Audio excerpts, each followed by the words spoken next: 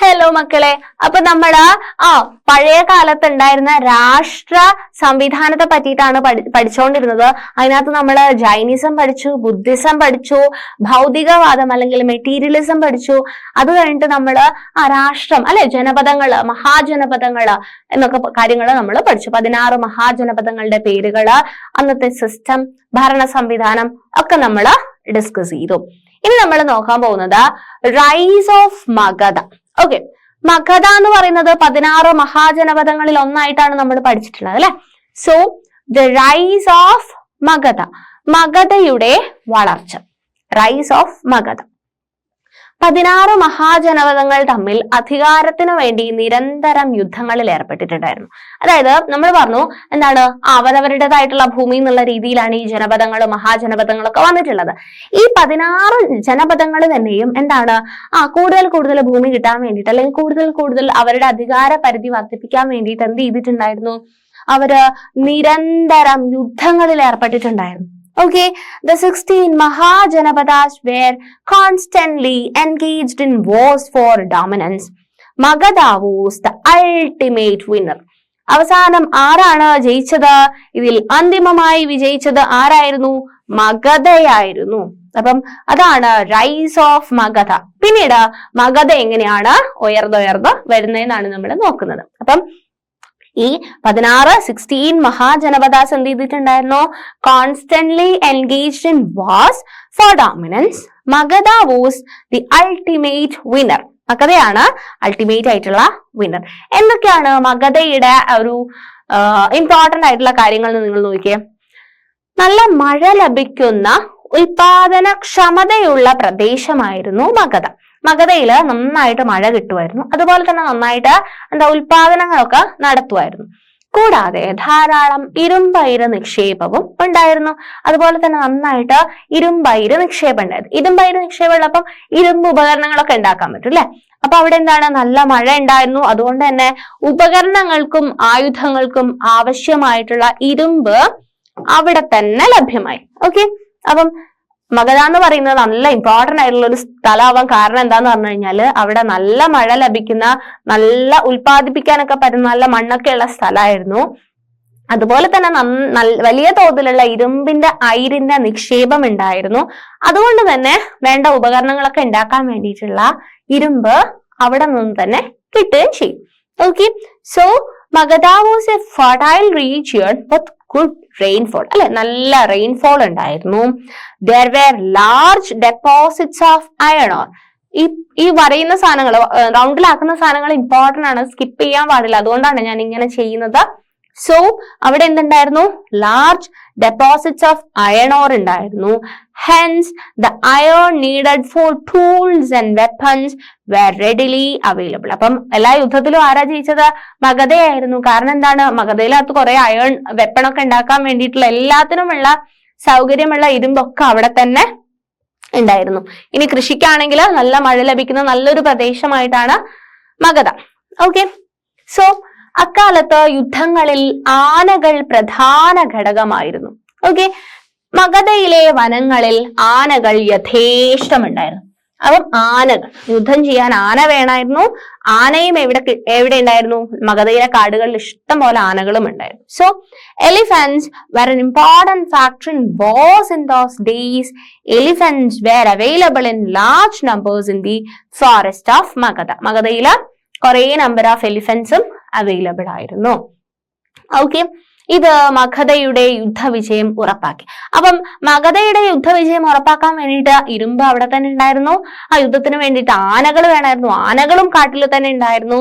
So ഗംഗയും അതിന്റെ പോഷക നദികളും ചരക്ക് ഗതാഗത സൗകര്യങ്ങൾ ഉറപ്പുവരുത്തുകയും ചെയ്തു.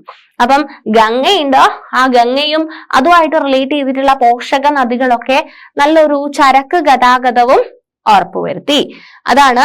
So elephants were an important factor in wars in those days.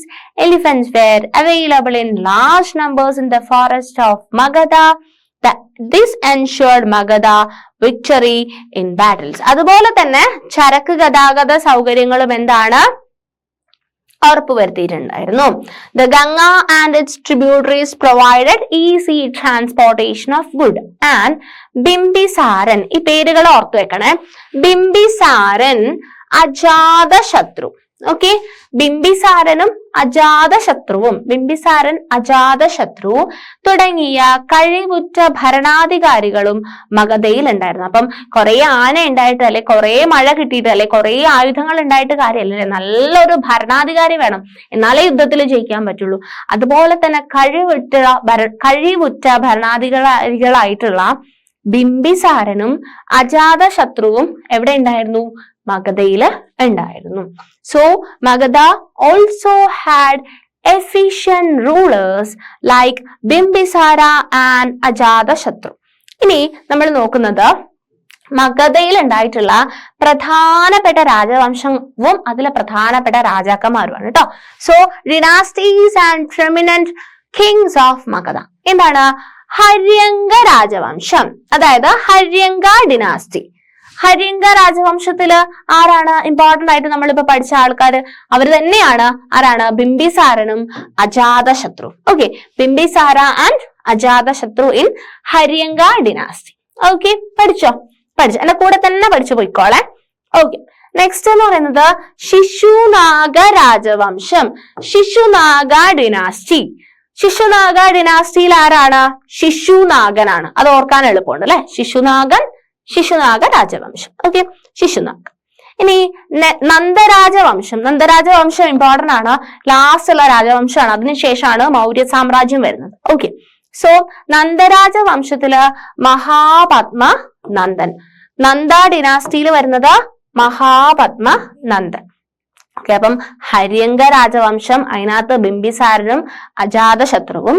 Shishunaga രാജവംശത്തില് ശിശുനാഗൻ, നന്ദരാജവംശത്തില് മഹാപത്മ നന്ദൻ. ക്ലിയർ? ഓക്കെ, ഇനി മഗധയിൽ നിന്ന് മൗര്യ രാജ്യത്തിലേക്ക്. ഓക്കെ, മഗധ എന്നാണ് നമ്മൾ ഇത്രയും നേരം അല്ലെ, മഗധയായിരുന്നു 16 ജനപദങ്ങളിലും യുദ്ധത്തിൽ ലാസ്റ്റ് ജയിച്ചത് മഗധയായിരുന്നു എന്നൊക്കെ പറഞ്ഞു. ഇനി ആ മഗധയിൽ നിന്നും എങ്ങോട്ടേക്കാണ്? മൗര്യ രാജ്യം എന്ന് പറയുന്നത്. ഈ മൗര്യ കിങ്ഡം ഇമ്പോർട്ടന്റ് ആണ്, നിങ്ങൾ വളരെ ഇമ്പോർട്ടന്റ് ആയിട്ട് പഠിക്കേണ്ട പോർഷൻ ആണ് ഇപ്പൊ നമ്മൾ കവർ ചെയ്തുകൊണ്ടിരിക്കുന്നത്, മൗര്യ കിങ്ഡം. ഓക്കെ, മഗധയിൽ വിവിധ രാജവംശങ്ങൾ ഭരണം നടത്തിയിരുന്നു. അവയിൽ നന്ദവംശത്തിലെ അവസാനത്തെ ഭരണാധികാരിയായിരുന്ന ധനനന്ദനെ പരാജയപ്പെടുത്തി BCE 321 ചന്ദ്രഗുപ്ത മൗര്യൻ മൗര്യ സാമ്രാജ്യം സ്ഥാപിച്ചു. ഓക്കെ, നന്ദരാജവംശത്തെ പരാജയപ്പെടുത്തിക്കൊണ്ട് ചന്ദ്രഗുപ്ത മൗര്യൻ അല്ലെ, ചന്ദ്രഗുപ്ത മൗര്യനാണ് മൗര്യ രാജ്യം സ്ഥാപിച്ചത്. ഓക്കെ, അവിടെ നന്ദരാജവംശത്തിൽ ആരായിരുന്നു? ധനനന്ദൻ. ഓക്കെ, ധനനന്ദൻ എന്ന് പറയുന്ന നന്ദരാജവംശത്തിലുള്ള അവസാന ആളെ പരാജയപ്പെടുത്തിയിട്ട് ചന്ദ്രഗുപ്ത മൗര്യൻ എന്ത് ചെയ്യാണ്? മൗര്യ രാജ്യം സ്ഥാപിക്കുകയാണ്. Okay, Magadha was ruled by various dynasties. Chandragupta Maurya defeated Dhanananda, the last ruler of the Nanda dynasty, in 321 BCE and founded Maurya Kingdom. Maurya Kingdom സ്ഥാപിച്ചു. Okay, ഇത് മനോഹരമായ വലിയ നഗരമാണ്. അപ്പൊ മൗര്യ രാജ്യത്തിനെ പറ്റിയിട്ടാണ് നമ്മൾ പറയുന്നത്. മനോഹരമായിട്ടുള്ള വലിയ നഗരമാണ്. ഈ നഗരത്തെ ചുറ്റി വലിയൊരു മതിലുണ്ട്. ഇതിന് 64 പ്രവേശന കവാടങ്ങളും. നിങ്ങൾ ഒരു വലിയൊരു രാജ്യം, നിങ്ങൾ ബാഹുബലിയൊക്കെ ആലോചിക്കുന്നുണ്ടാവും അല്ലെ, വലിയ കവാടം, വലിയ പ്രവേശന കവാടങ്ങള്, വലിയ ചുറ്റുമതില്, ധാരാളം ഗോപുരങ്ങളുണ്ട്. 2ഉം 3ഉം നിലകളിലുള്ള വീടുകൾ നിർമ്മിച്ചിരിക്കുന്നത് മരവും ചെളിക്കട്ടകളും ഉപയോഗിച്ചിട്ടാണ്. ഓക്കെ, അന്നത്തെ കാലത്ത് ഇതൊക്കെ എന്താണ് എസ്റ്റാബ്ലിഷ് ചെയ്ത് വരുന്നതാണ് അല്ലെ. മരവും ചെളിക്കട്ടയൊക്കെ ഉപയോഗിച്ചിട്ട് 2ഉം 3ഉം നിലയിലുള്ള വീടുകളൊക്കെ ഉണ്ടാക്കിയിട്ടുണ്ട്. രാജാവിന്റെ കൊട്ടാരവും മരം കൊണ്ട് നിർമ്മിച്ചതാണ്. രാജാവിന്റെ കൊട്ടാരം എങ്ങനെയുള്ളതാണ്? മരം വെച്ചിട്ട് ഉണ്ടാക്കിയിട്ടുള്ള കൊട്ടാരാണ് രാജാവിനുള്ളത്. So this is a big and beautiful city. There is a big wall surrounding the city. It has 64 entrance gates and many towers.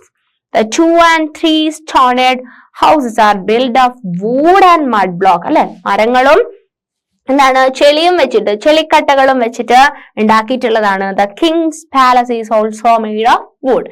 രാജാവിൻ്റെതും എന്ത് വെച്ചിട്ടാണ്? വുഡ് വെച്ചിട്ടാണ് ഉണ്ടാക്കിയിട്ടുള്ളത്. മൗര്യ രാജ്യത്തിന്റെ തലസ്ഥാനമായ പാടലീപുത്രം, ഇമ്പോർട്ടന്റ് ആണ് ആ വേർഡൊക്കെ. പാടലീപുത്രം സ്ഥലപ്പേര് ഓർത്തു വെക്കുക, ഇന്നത്തെ പാറ്റേണാണത്. സോ പാടലീപുത്ര നഗരത്തെ കുറിച്ച് മെഗസ്തനീസ് എന്ന ഗ്രീക്ക് രാജപ്രതിനിധിയുടെ വിവരണമാണ് നമ്മളിപ്പോ കണ്ടത്. മെഗസ്തനീസ് ആണ്. മെഗസ്തനീസ് ഒക്കെ ഇമ്പോർട്ടന്റ് ആയിട്ടുള്ള വേർഡ് ആണ്. അതുപോലെ തന്നെ പാടലീപുത്രമാണ് മഗധയുടെ തലസ്ഥാനം എന്നുള്ള കാര്യവും നിങ്ങൾ ഓർത്തു വെക്കണം. So above is the description of the Greek envoy Megasthenes about the city of Pataliputra, present day Patna, the capital of Maurya kingdom. കൗടില്യൻ എഴുതിയ അർത്ഥശാസ്ത്രം, ഇമ്പോർട്ടന്റ്, വെരി ഇമ്പോർട്ടന്റ്. അപ്പം ഇതിനു വേണ്ടിയിട്ട് അദ്ദേഹത്തിനെ സഹായിച്ച ആളാണ് എന്തെന്ന് പറയുന്നത് കൗടില്യൻ എഴുതിയിട്ടുള്ള അർത്ഥശാസ്ത്രം. അശോക ചക്രവർത്തിയുടെ ലിഖിതങ്ങൾ, അക്കാലത്ത് പ്രചാരത്തിലുണ്ടായിരുന്ന നാണയങ്ങൾ തുടങ്ങിയവ മൗര്യ രാജ്യത്തിന്റെ ചരിത്ര പഠനത്തിന് സഹായകമായി. അപ്പം മൗര്യ രാജ്യത്തിനെ പറ്റി പഠിക്കാൻ വേണ്ടിയിട്ട് നമ്മളെ ഹെൽപ്പ് ചെയ്തിട്ടുള്ള കാര്യങ്ങൾ എന്തൊക്കെയാണ്? മൗര്യ രാജ്യത്തിനെ പറ്റിയിട്ട് കൗടില്യൻ എഴുതിയിട്ടുള്ള ഫേമസ് ആയിട്ടുള്ള ചാണക്യൻ എന്ന് പറയും, കൗടില്യൻ തന്നെയാണ് ചാണക്യൻ. അപ്പം അതിന്റെ അർത്ഥശാസ്ത്രം, ഓക്കെ, അർത്ഥശാസ്ത്രം. പിന്നെ അശോക ചക്രവർത്തിയുടെ ലിഖിതങ്ങള്, പിന്നെ അന്നത്തെ കാലത്ത് ഉപയോഗിച്ചിട്ടുണ്ടായിരുന്ന നാണയങ്ങള്, ഇതൊക്കെ വെച്ചിട്ടാണ് നമ്മൾ ഈ ഒരു മൗര്യ രാജ്യത്തിന്റെ ചരിത്രം നമ്മൾ പഠിച്ചെടുക്കുന്നത്. So Arthashastra written by Kautilya, inscriptions of Emperor Ashoka and coins in circulation at the time help in the study of the history of Maurya kingdom. അപ്പൊ നമ്മൾ മൗര്യ കിങ്ഡത്തിനെ ഇങ്ങനെയാണ് മനസ്സിലാക്കുന്നത്. ഓക്കെ, ഇനി നമ്മൾ നെക്സ്റ്റ് നോക്കുന്നത് അർത്ഥശാസ്ത്ര ആൻഡ് സപ്താംഗ സിദ്ധാന്തം. അർത്ഥശാസ്ത്രവും സപ്താംഗ സിദ്ധാന്തവും മൗര്യ രാജ്യത്തെ കുറിച്ച് നൽകുന്ന പ്രധാന ചരിത്ര രേഖ കൂടിയാണ് കൗടില്യൻ രചിച്ച അർത്ഥശാസ്ത്രം. അപ്പം മൗര്യ രാജ്യത്തിനെ പറ്റി നമുക്ക് കറക്റ്റ് ആയിട്ട് ഒരു ഐഡിയ തരുന്ന ഒരു ഇമ്പോർട്ടന്റ് ആയിട്ടുള്ള ബുക്കാണ് കൗടില്യന്റെ Arthashastra. Kaudilya's Arthashastra is an important historical document that provides information about the Maurya kingdom and മൈസൂരിലെ പുരാവസ്തു ഗ്രന്ഥശാല വിഭാഗത്തിന്റെ തലവനായിരുന്ന ആർ ശ്യാമാശാസ്ത്രിക്ക്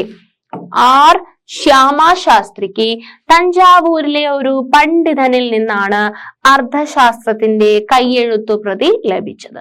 അപ്പം ഒരു പുരാവസ്തു ഗ്രന്ഥശാല തലവനായിട്ടുള്ള അദ്ദേഹത്തിന്റെ പേരെന്താണ്? ആർ ശ്യാമശാസ്ത്രിക്കാണ് തഞ്ചാവൂരിലെ ഒരു പണ്ഡിതനിൽ നിന്ന് അർത്ഥശാസ്ത്രത്തിന്റെ കയ്യെഴുത്തു പ്രതി കിട്ടുന്നത്. അപ്പൊ അർത്ഥശാസ്ത്രത്തിന്റെ പ്രൂഫ് കിട്ടുന്നത്, അർത്ഥശാസ്ത്രം എന്ന് പറയുന്ന സാധനം കിട്ടുന്നത് അല്ലെ, കൗടില്യൻ എഴുതിയിട്ടുള്ളതാണ് അത് കിട്ടുന്നത്. So, R. Shyamashastri, head of the Archaeological Library Department of Mysore, got the manuscript of Arthashastra from a scholar in Thanjavur. 1907 Shyama Shastri ഇത് പ്രസിദ്ധീകരിച്ചു. ഓക്കെ, 15 അധ്യായങ്ങളാണ് ഈ കൃതിക്കുള്ളത്. ആ അർത്ഥശാസ്ത്രത്തിന് എത്ര അധ്യായങ്ങളുണ്ട്? 15 അധ്യായങ്ങളുണ്ട്. സോ 15 അധ്യായങ്ങളാണ് ഈ കൃതിക്കുള്ളത്. 7 ഘടകങ്ങളിൽ അഥവാ സപ്താംഗങ്ങളിൽ, എന്താണ് 7 ഘടകങ്ങളില് സ്ട്രെസ് ചെയ്തിട്ടാണ് ഊന്നിയാണ് ഒരു രാജ്യം നിലനിൽക്കുന്നത് എന്നാണ് അർത്ഥശാസ്ത്രത്തിൽ പ്രതിപാദിക്കുന്നത്. എന്താണ് അർത്ഥശാസ്ത്രത്തിൽ പറയുന്നത്? ഇപ്പൊ അർത്ഥശാസ്ത്രം 1907 പബ്ലിഷ് ചെയ്തു. അതിനകത്ത് എത്ര അധ്യായങ്ങളുണ്ട്? 15 അധ്യായങ്ങളുണ്ട്. അതിനകത്ത് ഒരു രാജ്യം നിലനിൽക്കണം എന്നുണ്ടെങ്കിൽ അതിന് ഇമ്പോർട്ടന്റ് ആയിട്ടുള്ള 7 കാര്യങ്ങൾ വേണം എന്നാണ് അർത്ഥശാസ്ത്രത്തിൽ സ്ട്രെസ് ചെയ്തിട്ട് പറയുന്നത്. ഓക്കെ, ഒരു രാജ്യം നിലനിൽക്കണം എന്നുണ്ടെങ്കിൽ ഇമ്പോർട്ടന്റ് ആയിട്ടുള്ള 7 കാര്യങ്ങളുണ്ട്. Okay, so in 1907 Shyamashastri published this. The work has 15 chapters. Arthashastra refers that a kingdom rests on a 7 components or saptangas. അപ്പം 7 ആൾക്കാർ ആരൊക്കെയാണെന്ന് നോക്കിയേ നിങ്ങൾ. സ്വാമിയായിട്ട് രാജാവാണ്. സ്വാമി എന്ന് പറയുന്ന രാജാവ്, ദാറ്റ് ഈസ് സ്വാമി കിങ്.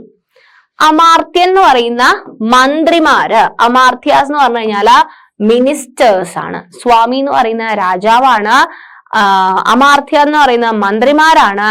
ജനപദം എന്ന് പറയുന്നത് ഭൂമേഖലയും ജനങ്ങളുമാണ്. അല്ലെ, ആ ഒരു ഭൂമിയെയും ജനങ്ങളെയും ചേർത്തിട്ടാണ് എന്ത് പറയാ, ജനപദം എന്ന് പറയുന്നത്. സോ ജനപദ എന്ന് പറയുന്നത് ലാൻഡ് ആൻഡ് പീപ്പിൾ ആണ്. ദുർഗം എന്ന് പറയുന്നത് എന്താണ്, കോട്ട കെട്ടി സംരക്ഷിച്ച സ്ഥലം. അല്ലെ, ഒരു കോട്ട കെട്ടിയിട്ട് സംരക്ഷിച്ച സ്ഥലത്തിനാണ് എന്ത് പറയാ, ദുർഗം എന്ന് പറയുന്നത്. സോ ഫോർട്ടിഫൈഡ് ആൻഡ് പ്രൊട്ടക്റ്റഡ് ഏരിയനെയാണ് എന്ത് പറയാ, ദുർഗ എന്ന് പറയുന്നത്.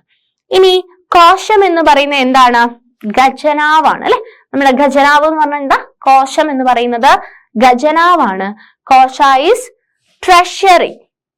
ഓക്കെ, കോശം എന്ന് പറയുന്നത് ഖജനാവാണ്, ട്രഷറി. ഇനി ദണ്ഡ എന്ന് പറയുന്നത് എന്താണ്, നീതിന്യായമാണ്. ദണ്ഡ എന്ന് പറഞ്ഞു കഴിഞ്ഞാല് അന്നത്തെ നീതിന്യായത്തിന് പറയുന്ന പേരാണ് ദണ്ഡ. ദണ്ഡ എന്ന് പറഞ്ഞു കഴിഞ്ഞാല് ജസ്റ്റിസ് ആണ്. ഇനി മിത്രം, അല്ലെ, മിത്രമേ എന്നൊക്കെ നിങ്ങൾ പറയുന്നത് കേട്ടിട്ടില്ലേ. അപ്പൊ മിത്രം എന്ന് പറഞ്ഞു കഴിഞ്ഞാല് സൗഹൃദ രാജ്യങ്ങളെയാണ്, നമ്മള് ഫ്രണ്ട്ലി കൺട്രീസിനെയാണ് എന്ത് പറയാ, അന്ന് മിത്ര എന്ന് പറഞ്ഞു. ഈ ഒരു 7 കാര്യങ്ങളാണ് ഒരു രാജ്യത്തിന്റെ നിലനിൽപ്പിന് ഏറ്റവും ഇമ്പോർട്ടന്റ് ആയിട്ടുള്ള കാര്യം എന്നാണ് കൗടില്യൻ അർത്ഥശാസ്ത്രത്തില് പറയുന്നത്. ഓക്കെ, സ്വാമി എന്ന് പറയുന്ന രാജാവ് അല്ലെങ്കിൽ കിങ് ആണ്. അമാർത്യ എന്ന് പറയുന്ന മന്ത്രിമാർ അല്ലെങ്കിൽ മിനിസ്റ്റേഴ്സ് ആണ്.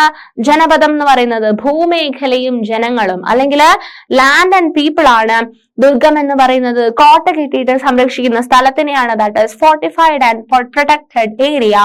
കോശം എന്ന് പറയുന്നത് ഖജനാവ് അല്ലെങ്കിൽ ട്രഷറി ആണ്. ദണ്ഡ എന്ന് പറയുന്നത് നീതിന്യായം അല്ലെങ്കിൽ ജസ്റ്റിസ് ആണ്. മിത്രം എന്ന് പറയുന്നത് സൗഹൃദ രാജ്യങ്ങൾ അല്ലെങ്കിൽ ഫ്രണ്ട്ലി കൺട്രീസ് ആണ്. ഓക്കെ. മൗര്യ രാജ്യത്തിലെ ഏറ്റവും പ്രധാനപ്പെട്ട ഭരണാധികാരി അശോക ചക്രവർത്തിയായിരുന്നു. ഓക്കെ, മൗര്യ രാജ്യത്തിലുള്ള ഏറ്റവും ഇമ്പോർട്ടന്റ് ആയിട്ടുള്ള ഭരണാധികാരി എന്ന് പറയുന്നത് അശോക ചക്രവർത്തിയായിരുന്നു. അദ്ദേഹം കലിംഗം, ഓക്കെ, കലിംഗം അതായത് ഇന്നത്തെ ഒഡീഷ, അദ്ദേഹം എന്ത് ചെയ്തു, മൗര്യ രാജ്യത്തിലെ ഏറ്റവും പ്രധാനപ്പെട്ട ഭരണാധികാരി അശോക ചക്രവർത്തി എന്ത് ചെയ്തു, കലിംഗം ആക്രമിച്ചിട്ട് അതായിരുന്നു അദ്ദേഹത്തിന്റെ, അത് കീഴടക്കി, കലിംഗം കീഴടക്കി. അങ്ങനെ മൗര്യ രാജ്യം കുറച്ചും കൂടി എന്തായിട്ട് വിശാലമായിട്ട് മാറി. കലിംഗ യുദ്ധാനന്തരം അശോക ചക്രവർത്തി യുദ്ധങ്ങൾ ഉപേക്ഷിച്ചതായിട്ട് ലിഖിതങ്ങളിൽ രേഖപ്പെടുത്തിയിട്ടുണ്ട്. ഓക്കെ, അപ്പം കലിംഗ യുദ്ധത്തിന് ശേഷം അല്ലെ അശോക ചക്രവർത്തി കലിംഗ ദേശം കൂടെ കിട്ടുകയാണ്. അപ്പൊ മൗര്യ രാജ്യം കുറച്ചും കൂടി എക്സ്പാൻഡ് ആയി.